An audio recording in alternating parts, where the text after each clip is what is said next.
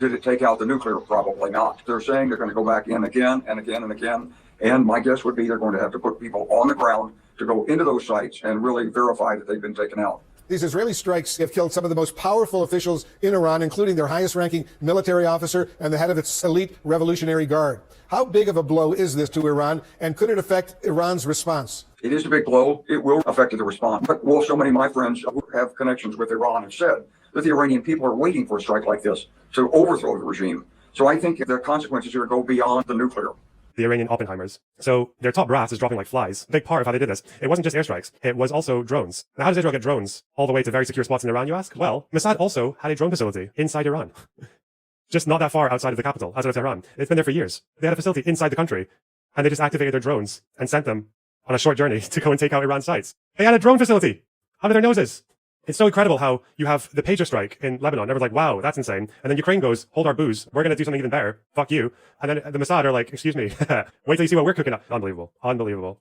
And Israel can't drop one of these. They don't have the bombers that are required to drop one of these. That's why a lot of their attacks have been done with fire jets.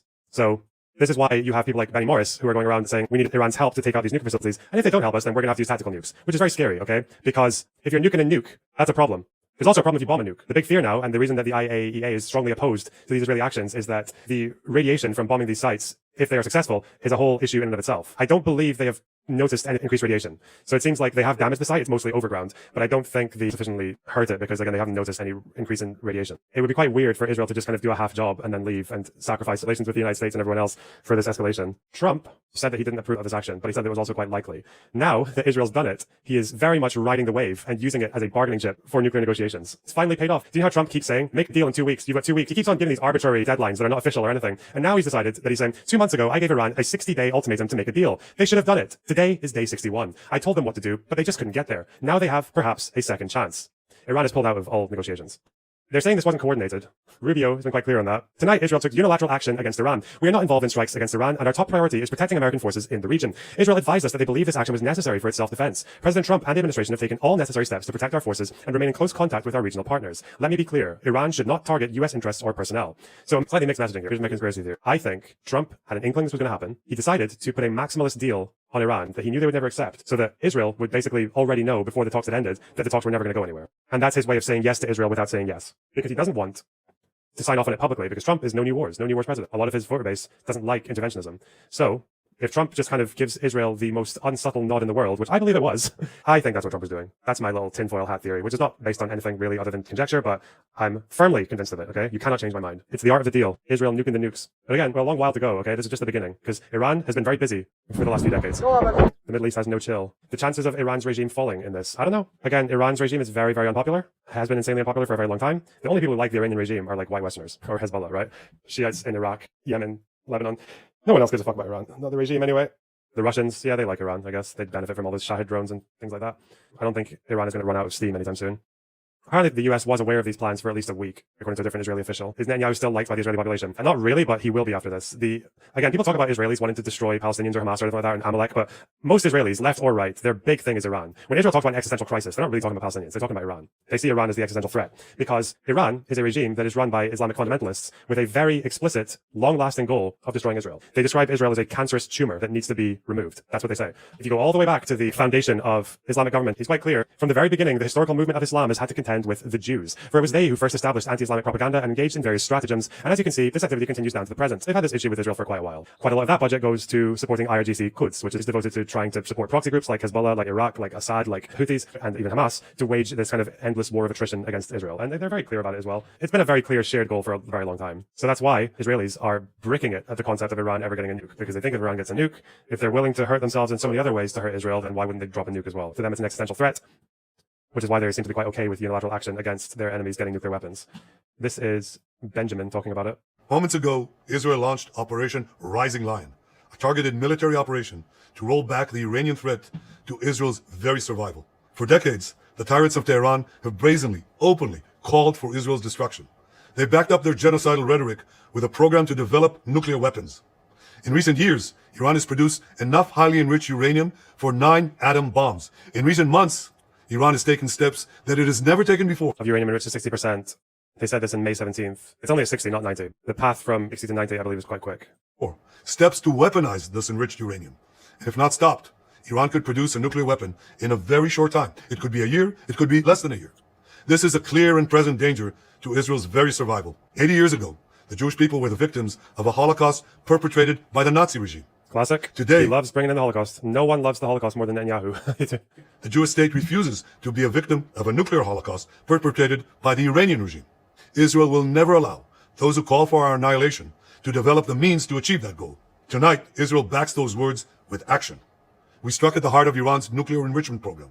We struck at the heart of Iran's nuclear weaponization program. Last year, Iran fired 300 ballistic missiles at Israel and threatens the lives of hundreds of people. Soon, those missiles could carry a nuclear payload, threatening the lives not of hundreds, but of millions. Iran is now working on what it calls the new plan to destroy Israel. You see, the old plan failed. Iran and its proxies tried to encircle Israel with a ring of fire and to attack us with the horrible attack of October 7th. But the people of Israel, the soldiers of Israel, rose like lions to defend our country. We crushed Hamas, we devastated Rising lion. You think Netanyahu is skilled as a politician?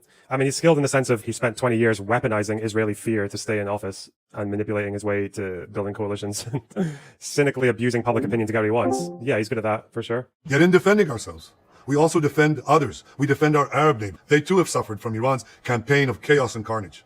Our actions against Iran's proxy Hezbollah led to the establishment of a new government in Lebanon and the collapse of Assad's murderous regime in Syria.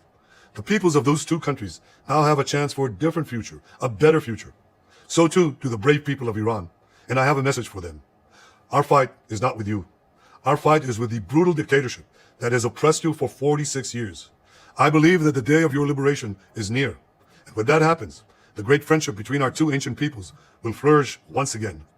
I want to assure the civilized world, we will not let the world's most dangerous regime get the world's most dangerous weapons. The whole fear about there being a revolution in Iran right now is that the risk of leaving any power vacuum in Iran is that the IRGC youth, the youngest members of the IRGC, are the most radical wing in the entire country. Like, they're insane, which is good for the regime because they have no issue with gunning down protesters en masse to quell uprisings. But it also means that if there is a revolution, they will be a force in any counter-revolution. So, quite scary.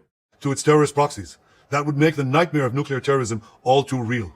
The increasing range of Iran's ballistic missiles would bring that nuclear nightmare to the cities of Europe and eventually to America.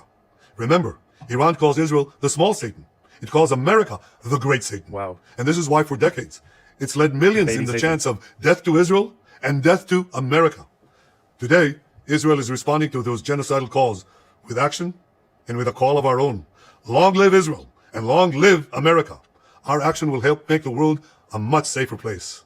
I want to thank President Trump for his leadership in confronting Iran's nuclear weapons program. He has made clear time and again that Iran cannot have a nuclear enrichment program.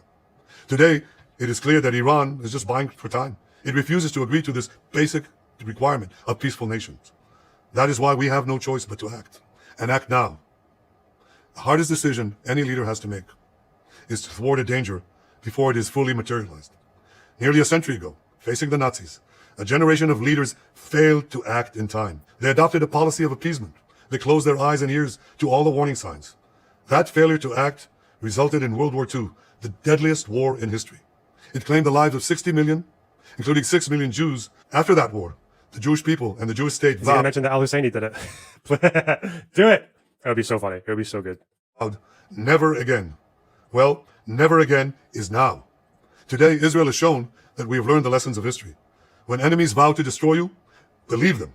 When enemies build weapons of mass death, stop them. Institute for Science and International Security.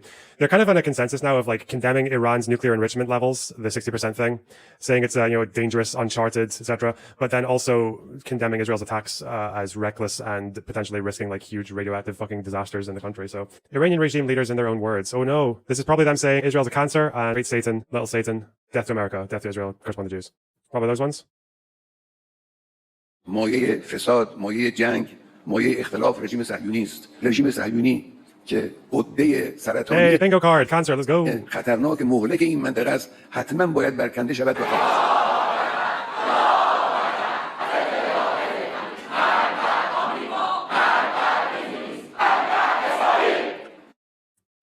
Rip. Look, it's very simple, not complicated. Iran cannot have a nuclear weapon. Other than that, I want them to be successful. We'll help them be successful. We'll trade with them. We'll do whatever is necessary. Do you support the strikes? Do you feel like you're being shielded against nuclear fucking holocaust? Listen, as long as they're not taking out innocent people in the process, fuck Iran. Iran's more evil than Israel in my eyes. Whoa. Okay. What do you mean? Whoa, it's absolutely true. Wait, is there even Sunni minorities in Iran? And how are they treated? I heard they're treated like fucking shit. They make up almost 10% of the population. I highly doubt they treat them better than like how Israel treats us. There's no way. Like Iranian Shias have like some insane hatred for Sunnis. That's wild. Yeah, it's not like we like them either. Don't worry. According to Manny Fabian, the Israeli military expects this operation against Iran's nuclear program and long-range missile capabilities to last for several days. There is no choice but to act now. Officials say it's suicidal. It's just suicide. Israel is a suicidal, genocidal, fascist country. Fascism is a death cult. Israel will literally bring everyone down with it. Either it will complete its genocide in the region, directed by the American government, or it will bring everyone down with it. Truly, a cancerous government. So much of his rhetoric is like just fucking copy-pasted from Iran. Like, Israel's got no agency. They don't act beyond the mandate of the United States. They're directed by the United States. Big Satan, little Satan. Cancerous he's like, literally, it's just all Ayatollah fucking language. It's so fucking weird. Are you a socialist or an Islamic fundamentalist? Like, pick your fucking side. Jesus.